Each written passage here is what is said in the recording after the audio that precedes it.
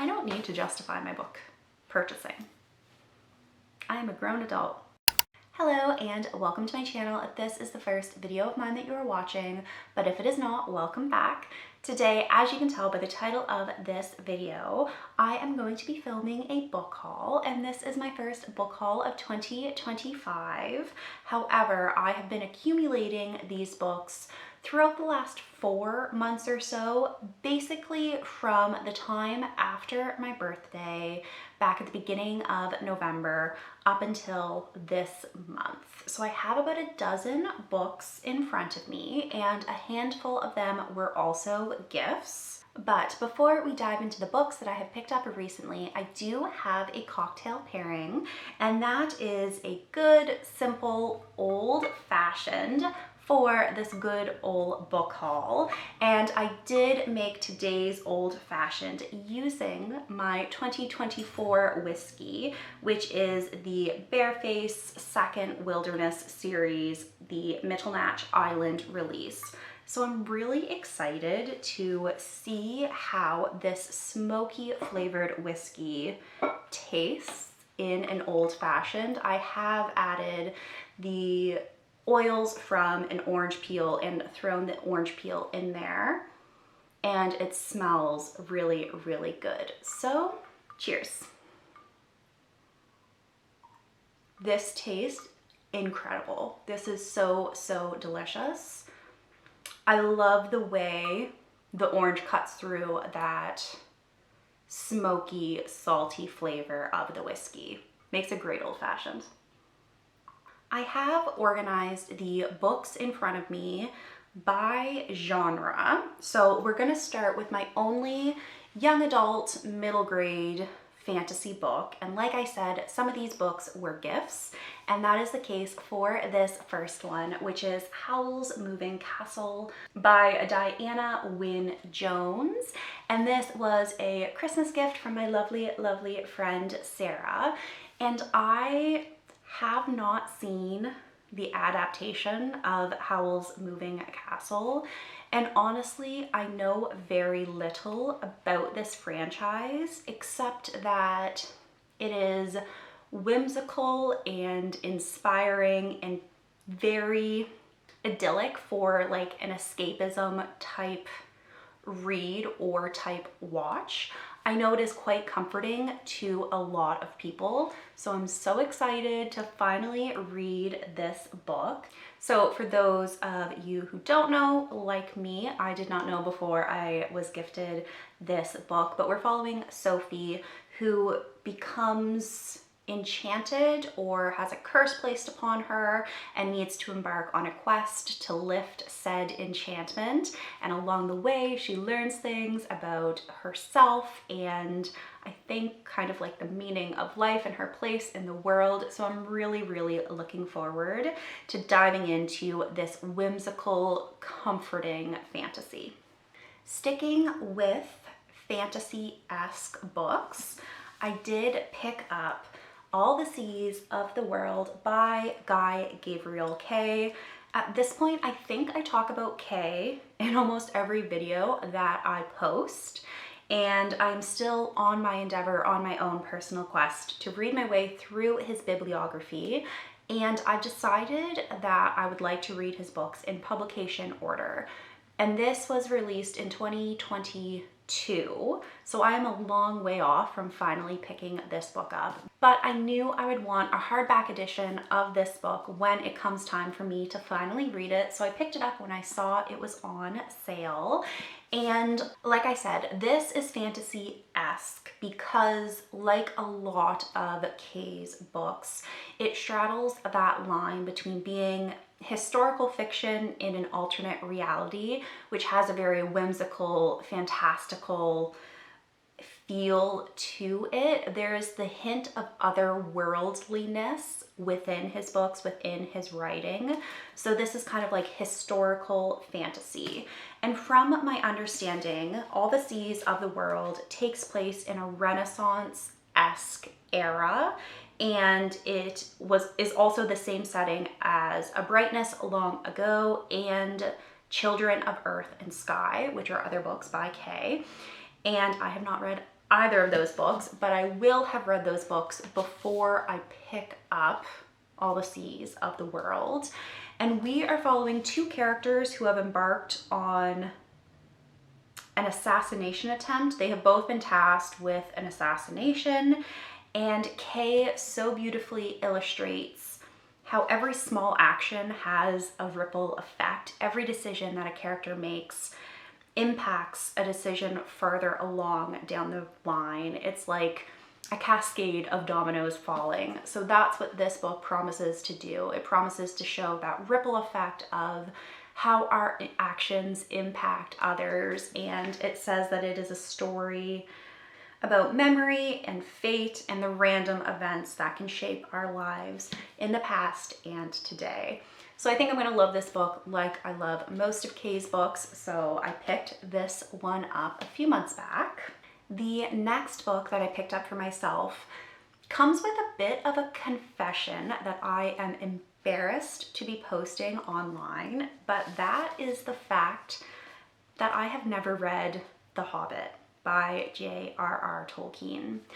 And I kind of had come to terms with the fact that I wasn't going to read The Hobbit until I kind of stumbled across a beautiful edition in a secondhand bookstore, because I have a compilation volume of The Lord of the Rings that I found secondhand for a couple of dollars that I absolutely love. I think it was published back in like the 70s. It's not worth a lot of money or anything like that. I just think it is a beautiful edition, and I wanted to find something similar for The Hobbit. But this is the illustrated version that was published a handful of years ago now, and I saw it heavily discounted on Book Outlet, and I just thought, you know what? I think it's time. I think it is time that I finally read The Hobbit for myself. So I picked up this hardback edition. Obviously, I think most of us know the basic premise of The Hobbit. It is following Bilbo Baggins, who is our reluctant hero that is pulled away by Gandalf and embarks on this quest alongside the dwarves and some other heroic characters to take back the dwarves' homeland and defeat Smaug and reclaim their treasure. So I know the storyline of The Hobbit, but I've never actually read it for myself. And I think Tolkien Reading Day is March 25th, which is coming up. So I'm contemplating if maybe I want to try and read The Hobbit for March 25th or begin it on March 25th or something along those lines. But yes, I'm embarrassed and a little ashamed to admit that I have not read this book yet, but hopefully I will enjoy it as much as I know many of my friends have. Then in that same book order, I also picked up this cozy fantasy, which has proven very popular online, and that is the Spellshop by Sarah Beth Durst. And like I said, I have just wanted that whimsical, cozy fantasy feel, so I've been reaching for a lot of those books, and I thought I would give the Spellshop a try.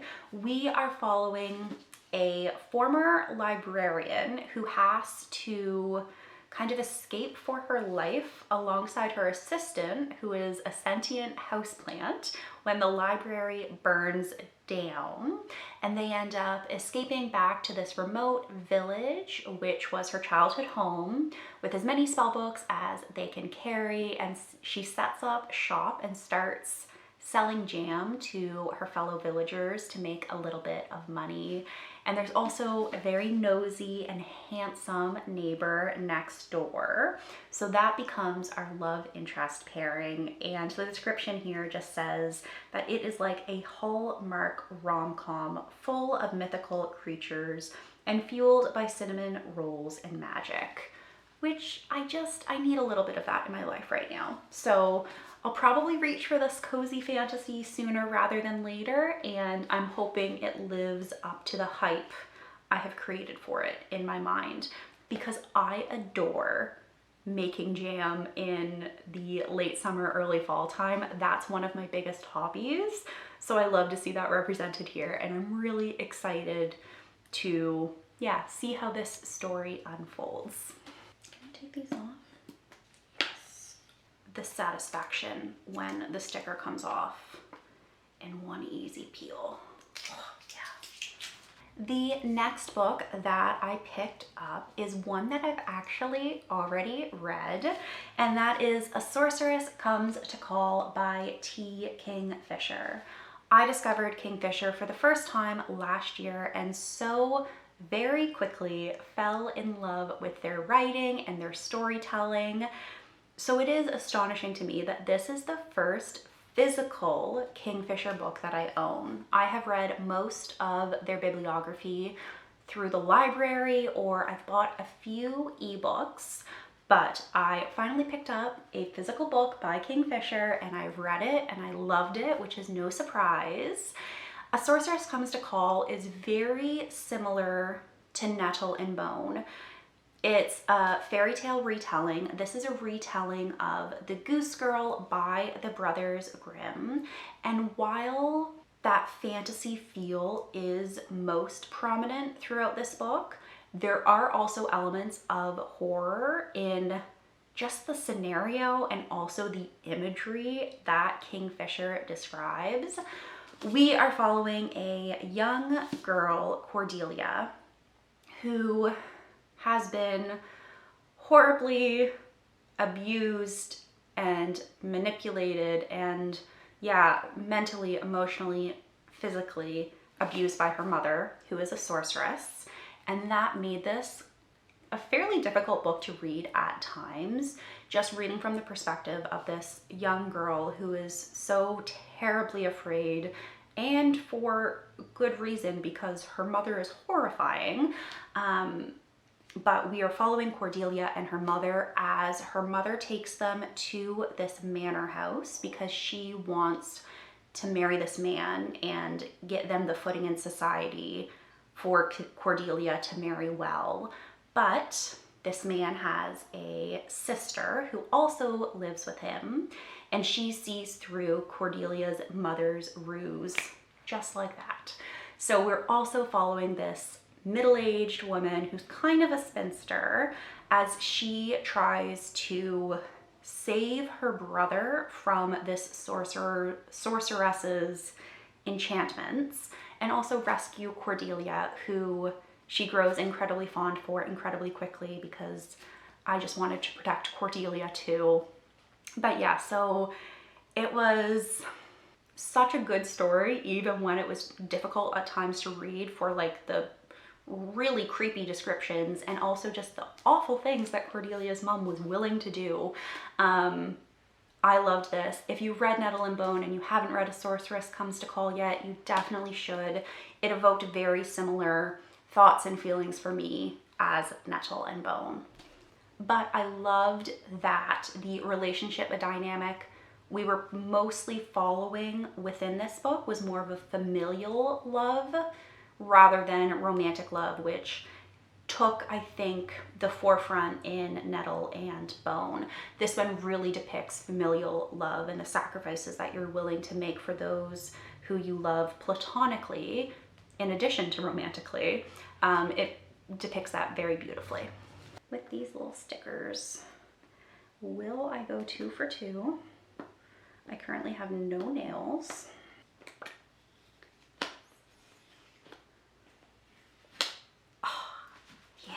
That's satisfying. So satisfying. Then the next book I picked up is a fantasy romance, and that is Apprentice to the Villain by Nicole Maehrer. I very recently read Assistant to the Villain. Again, I fell prey on Libby. It was available through my local library, so I snapped it up and I read it so quickly.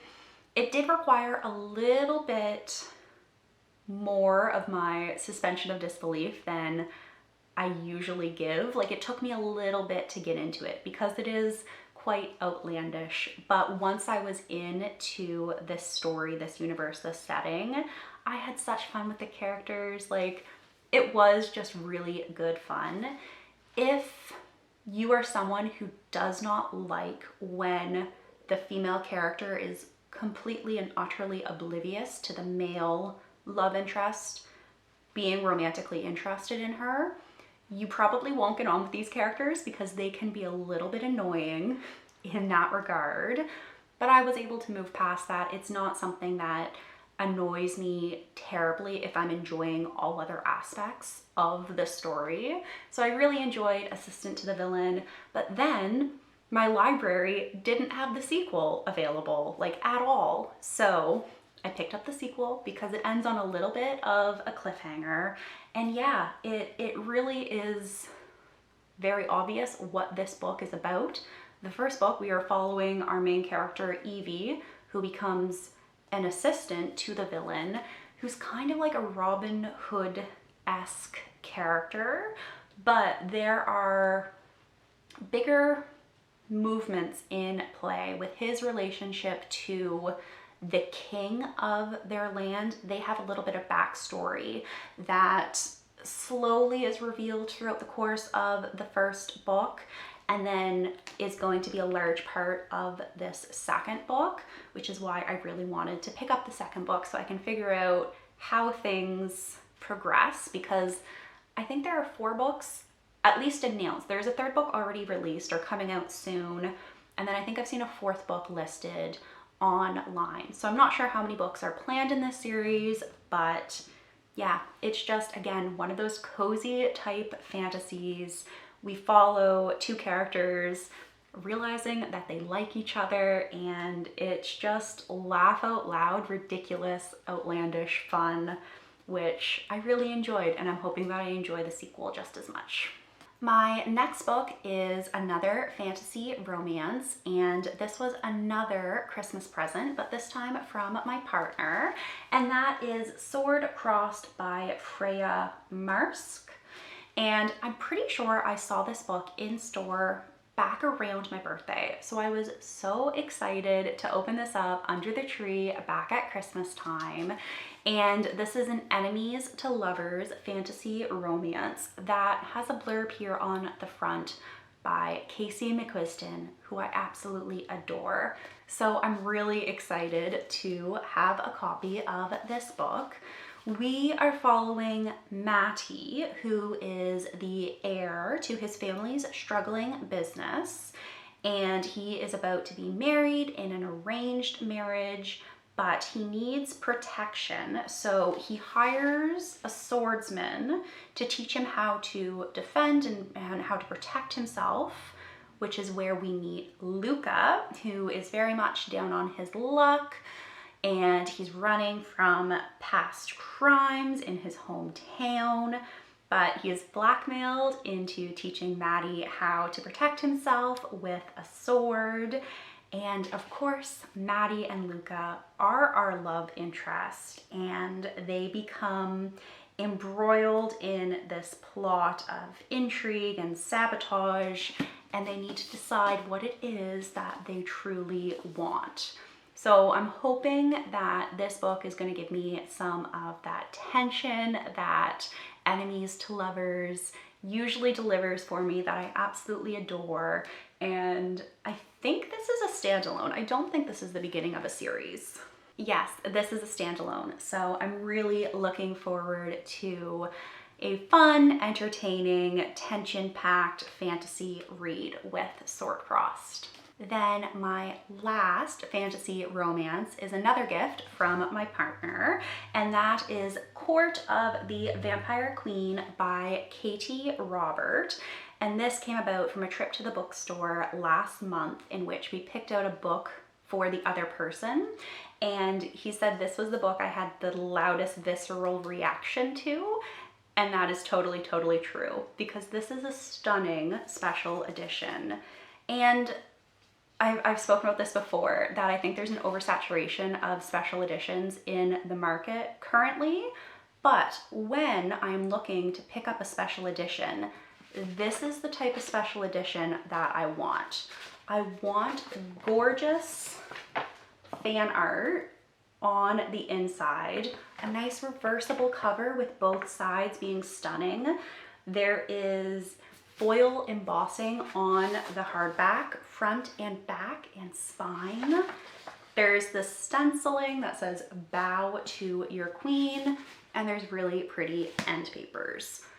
And it was a decent deal for the quality and relative to other special editions that are out there on the market right now.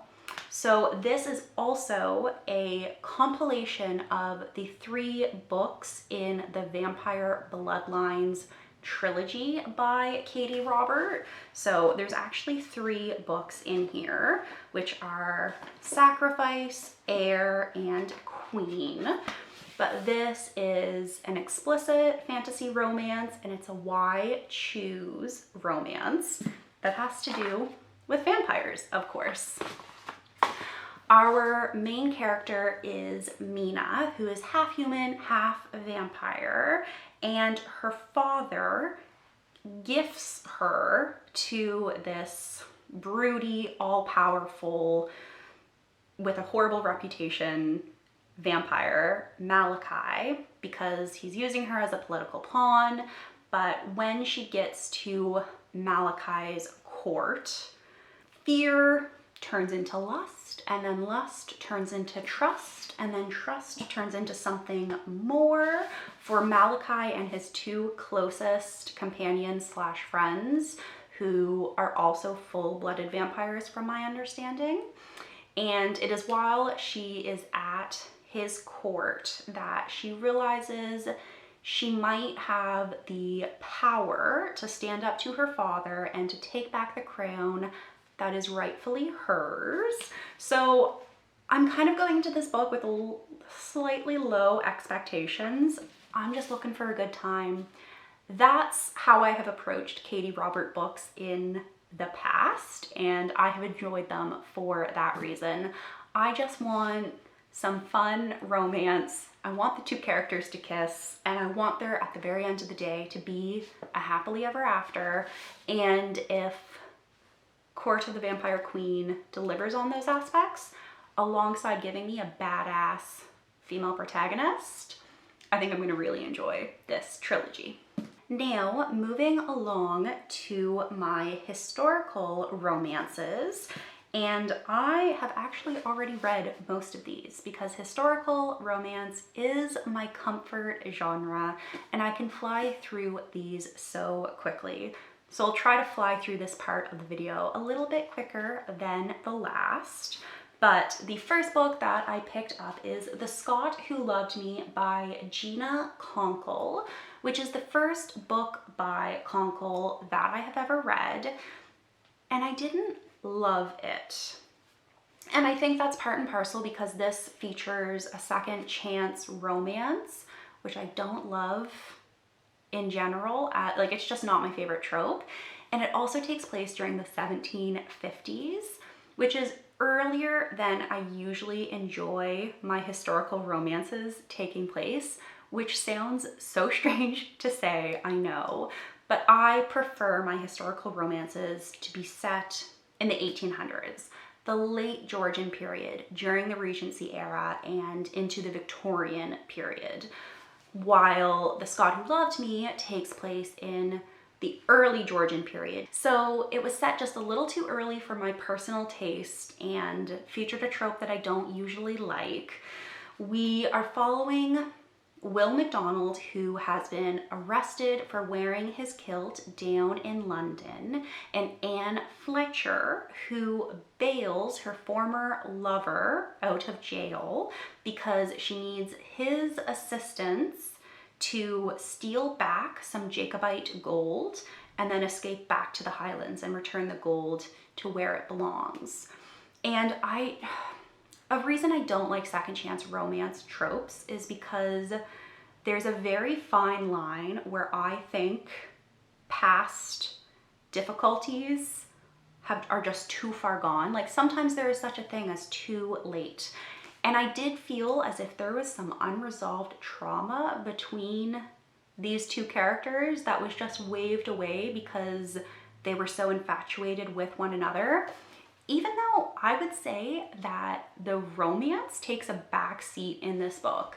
This is predominantly like a heist novel. They're trying to get into this lady's house and steal the gold way more than they are getting it on behind the scenes. But yes, I'm not sure if I'll continue on with this series, but I think I will pick up another Conkle book. We'll see if there's another book by her that attracts my interest. Moving along, however, to an author that I know I love, I picked up the third and the fourth volumes in The Duke Hunt by Sophie Jordan. The third is The Scoundrel Falls Hard, and this series takes place in this little village that's a little bit out of the way, and because it's very remote, no one really cares what happens there. It's so outlandish, and while I would say The Scot Who Loved Me is quite true to the restraints of that time period, Sophie Jordan's just having fun in historical Regency England, and I love that for her. Our main character in this book here is the village's female blacksmith, Gwen, who I love Gwen, and this features a marriage of convenience trope because this scoundrel who has been impersonating the local duke's son stumbles into her shop trying to find refuge from the villagers who have found out that he's not who he says he is and are trying to hang him. So he escapes into Gwen's shop, and Gwen professes her love for him in front of the village, so then they get married to save him from being hanged. It's so outlandish. It's so much fun. I really enjoyed The Scoundrel Falls Hard. And then the fourth book, the fourth and final book in this series, is The Duke Starts a Scandal. The rightful Duke of the village, the Duke of Penning, has arrived in the village to claim his seat, claim his manor, and he's running from a few secrets in his past, and he wants to ensure that he marries well and his two younger sisters marry well before his secrets come to light and potentially damage their reputations and starts a scandal. However, the housekeeper at the manor house catches his eye, and Susanna also has a few secrets in her past that she is trying to evade, and if they came to light, it would ruin her reputation as well. But of course, love triumphs all. There is a happy ending. I think I gave The Duke Starts a Scandal 3 stars, 3.5, but The Scoundrel Falls Hard, I'm pretty sure I gave that one 4 stars, just because female blacksmith, scoundrel, I love those tropes. Finally, the last book that I have to talk about today is by another historical romance author that I know I love, and that is A Matter of Temptation by Stacey Reid. And this is the first book in the Unforgettable Love series. And we are following Mina, who was ruined in the eyes of society long ago. So she has spent her days secreted away at her family's crumbling estate. But then her brother admits to her how dire their financial situation has become. So she leaves to find herself employment. And she finds said employment by becoming the secretary to the brilliant, ruthless, and infuriating Earl of Creswick, Simon Loughton, who is currently trying to pass a reform bill in Parliament to secure the vote for England's most vulnerable constituents. But the help he needs has come in the form of a woman with breathtaking nerve, fiery red hair, and a sense of humor to match. So of course the question is, when is Mina's secret going to come to light? And how is Simon going to react to that horrible scandal that occurs? But as with all historical romances, we know there's going to be some type of happily ever after at the end, which is why I love this subgenre so much. So those are all of the books that I have acquired recently. If you have read any of the books I've talked about today, please let me know down in a comment below because I'd love to hear your thoughts. But for now, that is going to be it for me. Thank you very much for watching this video, and I will be back soon with a new one. Bye for now. Marske. I should look that up.